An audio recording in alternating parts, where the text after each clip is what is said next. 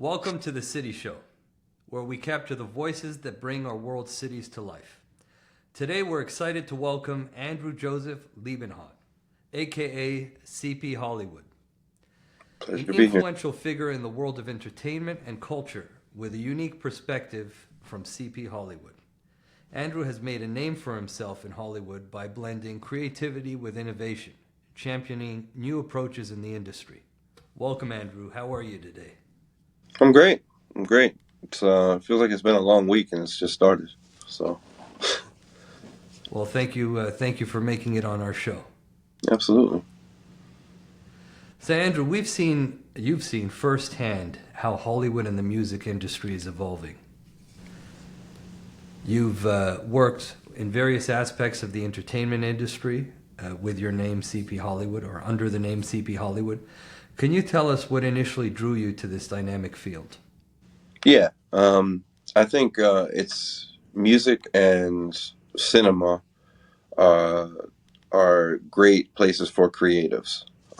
I think even if you're a painter, you still have a place in a movie. No matter what kind of creative you are, I think you kind of fall in the bucket of either music or cinema in some way, shape, or form, or your hand can lend to one of those two. And I think cinema is the ultimate tool. As I've gotten older, I've realized it's the ultimate tool to really tell a story, um, and to really give people a full blown idea of what it is you want to convey. And music and both film, they're both just, I think, emotional outlets. And I think most creatives, it's a great way to let go of emotion and want to connect that emotional aspect to someone else. And I think that's what drew me into music and originally and drew me into film. So, Hollywood's cultural impact is undeniable. How do you see the future of the entertainment industry evolving, especially in terms of tech and innovation and storytelling? Well, it's already evolving for sure. um, so on the music side, they have AI tools. One of the most impressive AI tools that's out there right now is Suno AI. The movie that I'm creating now, a lot of the music that I'm trying to go for is kind of a 50s doo-wop retro feel. And Suno really produces these songs for me in literally 5 seconds. So while I'm in a studio now and that same song may take me 5, 6 hours, that can be done in 5 seconds now. On the film side, AI is really changing things because there's things like LTX Studio, there's things like Luma AI that allow people who have no 3D animation skills to now become animators. LTX Studio actually uses real characters. It looks as real as anything, and you can actually put your face on it, making it even creepier. And it's getting to the point where soon, I believe, in about 6 months or so from now, which is not that far, right? You're going to be able to do a movie full blown with AI.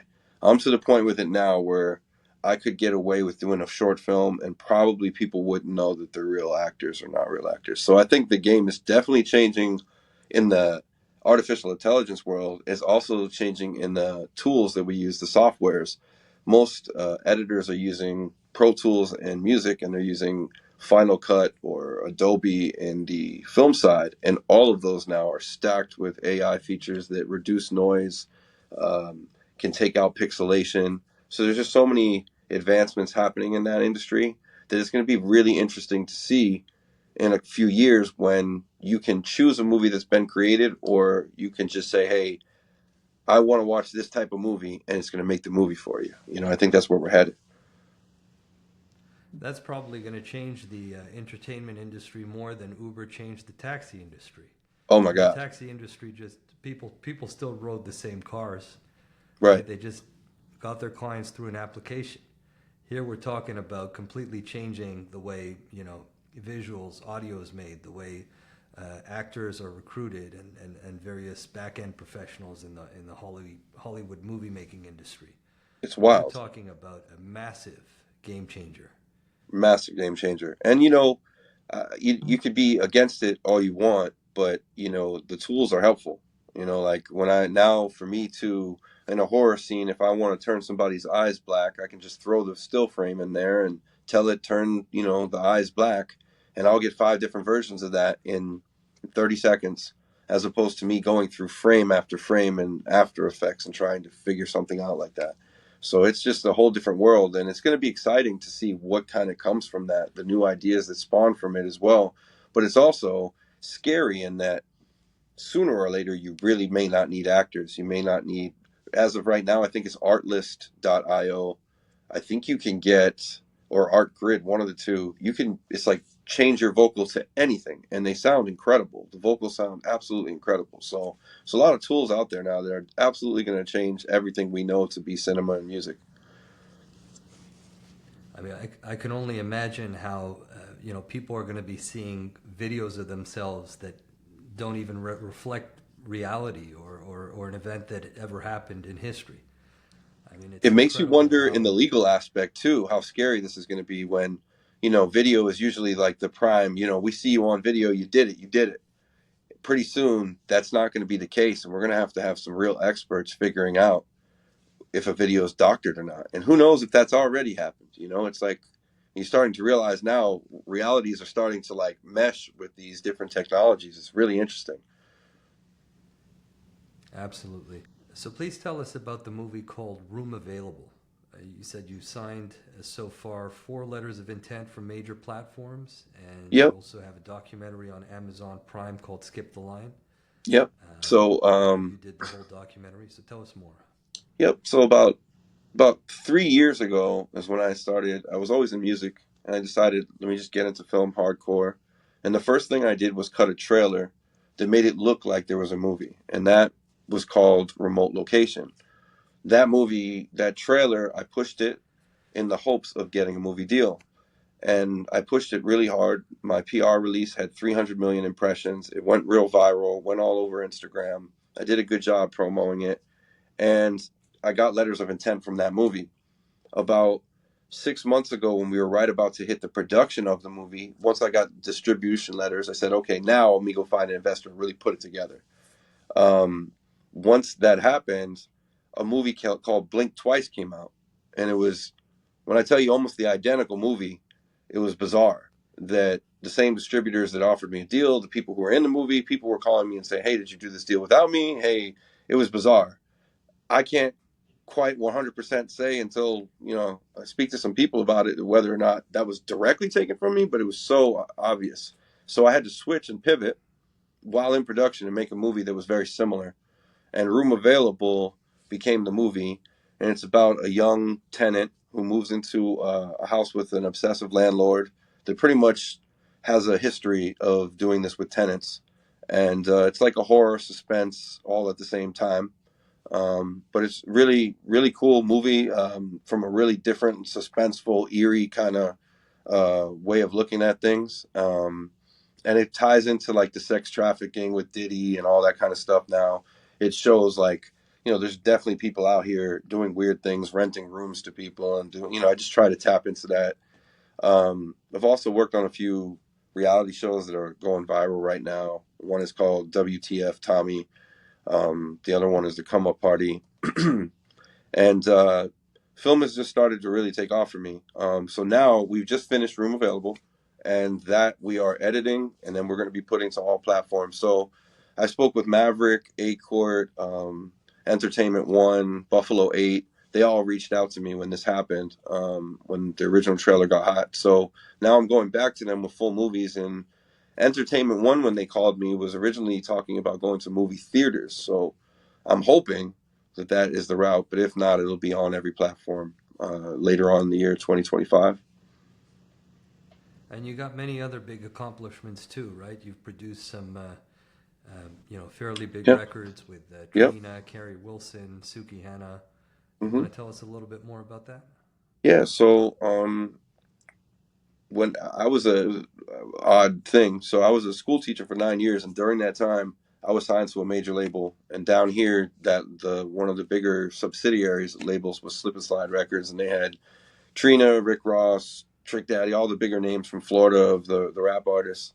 And I had signed to them on a management deal, and I ended up doing Trina's probably like 6 records for Trina. 2 of them made the album. One was the lead single, and it had Diddy and Carrie Hilson, and that was a single called $1 Million Girl. It was released nationwide, did well. Before that, I had a hit record in Florida called On Deck.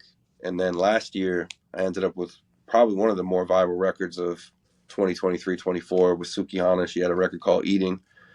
And it's interesting because when you're a producer of a record, lots of times I'm not even in the studio. I'll just send the beat, I'll hear what they have left, or I'll mix down the vocals. But on this record, I just sent the beat, and it was the nastiest, most vulgar record ever. And it went so viral from a lot of like prank videos and just so many meme videos that had millions of streams on the record. And it catapulted Sukihana, who's now just did a deal with, I think it's Penthouse, Hustler. She just did one 2 days ago. Launched a big deal with Hustler, so she ended up becoming a big star on TV and loving hip hop and baddies and all these things. And I'm glad to see that it took her there. But yeah, I've had music success as well. And the weird thing is the day hustle for me is really real estate. I flip real estate and then I focus on the entertainment stuff at night and try to keep a balance to both of them, honestly, which isn't easy. I can imagine. So you're a multilateral hustler. Absolutely. I enjoy business. I Andrew, enjoy business and I enjoy creativity, and I try to merge them as much as I can. I can appreciate that. Andrew, can you share a personal story from your city, Miami, that reflects a moment of failure, challenge, or a learned experience that shaped you today? Sure. A few of them. I think the city itself, if you're just talking about the city of Miami, has experienced a lot. From you can see it even on spring breaks, people seem to come and think Miami is very like the party city. Um, what I found out from being in the music industry, at least, is that there's definitely another side to Miami. One of the scarier situations or situations in my life that I thank God that I had, probably a good father and just a good brain to me. I was at a club on South Beach at the time. It was Club Sobe. We did a great performance and left that club and was about to go to a strip club that I wouldn't want to name for their bad publicity. And they asked us to perform there. I said no. They were going to pay us. I still said no. And these guys all went and said, "Hey, we'll take the money." And that night, that car on the way to that club got shot up with like 38 bullets. And it was something very quickly that I learned that the beach is nice. Everywhere else in Miami is really not. Like if people really take a trip through Miami, you'll learn that you really need to be safe. It's very, for the most part, it's a very poor area. Miami Gardens, North Miami. I mean, pretty much the whole city is pretty poor area. That's just now starting to do better. That just now put a stadium and it's just now starting to have some real attractions other than the beach, really. But I learned a lot that night about this city and really going to any city that when you're on the beach it looks amazing, right? But 3-4 miles anywhere can put you in a totally different situation, and to just trust my gut. And Miami as a city has really taught me to trust my gut. When people say, hey, let's go here or let's go there, I don't think twice about it now. When it's a no, it's a no. I don't care how much money they have to pay me to bring me there. So there's a glamorous side to Miami that we see on social media. Hmm. Finance bros, models, um, wealthy tourists, influencers from around the world. But there's a very real, raw side to Miami also, which Oh, you're absolutely. referring to, which is the heart and soul and belly and underbelly of Miami. And that's a side to Miami which is most of the city in a way, Yeah, that yeah, I would say 90% you of just it. don't And see so on what you camera. see on TV is very the South Beach, the North Beach, the Wynwoods, the very trendy areas. But what's interesting is even in an area like Wynwood, which is one of my preferred areas down there, it's right next to Little Haiti, which has been known to be, a rough spot. And it's literally if you walk away from Wynwood, maybe 4 blocks, you're right smack in a war zone. And it's interesting how they can gentrify and like you can and make it so you want to go there, and then you're so close to such a bad area. But when you're down here, if you're on the beach, you're in a pretty good area. You're pretty far from everything else, and for the most part there's a lot to do here, and it's an amazing place to live. I just always tell people to be careful when it's not, if you're not at the Hard Rock Casino, you're not at the beach, you're not, understand that there's the bigger part to Miami is not that. There was a story that rapper DMX was apparently serving or spending time in rehab down in South Florida. And one of the nurses accompanied him to the Hard Rock Hotel. And he was playing, he was gambling, during his off time at the Hmm. casino while in rehab. Very talented rapper, and someone that certainly our generation appreciates from back in the early 2000s. Very talented guy. Absolutely. Um, so, have there been crazy? You mentioned crazy situations on South Beach Sobe Lounge where you were asked to perform at a strip club. Are there other experiences that you had in Miami that you'd like to share? Something that's memorable, perhaps a Yeah, of more course. positive Well, one experience? thing I think is cool down here is you have a ton of talent. This is what makes Miami very unique from an entertainment perspective is you have a ton of talent from all walks of life. From We are a huge melting pot, if not more of a mixed salad. Um, and the talent is here, but film companies haven't come here yet for the tax credits because we don't have them yet, and there's no major outlet for entertainment. So the only label they have here is Sony Latin, Universal Latin. There's no majors. Everything else is people taking subsidiary deals from majors. There's no major film company here. So when they do shoot here, it'll be like Bad Boys, and they're coming for 2 months.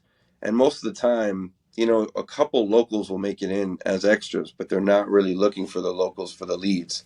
And that can be a hard thing for people down here. So there's a lot of events that do take place down here. People try, and there's a lot of things that do go on down here. There's a lot of commitment, putting outlet out there, but that outlet only reaches so far when the big investment money, which is Universal Pictures and Warner Brothers, when they don't exist down here, when they exist in New York and LA, and people can actually run into those people, and they can invite those companies out to have meetings.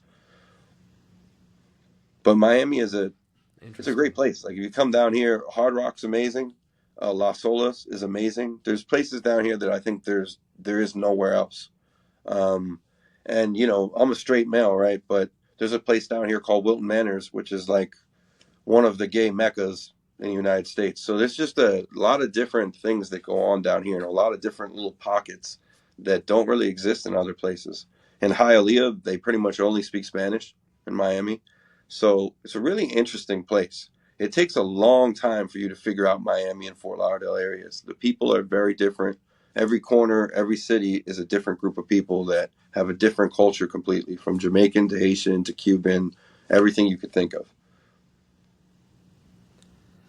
Interesting. Is there a small accomplishment in your life that may seem, average to some, but meant a huge deal for you? What was it, and why was it so significant?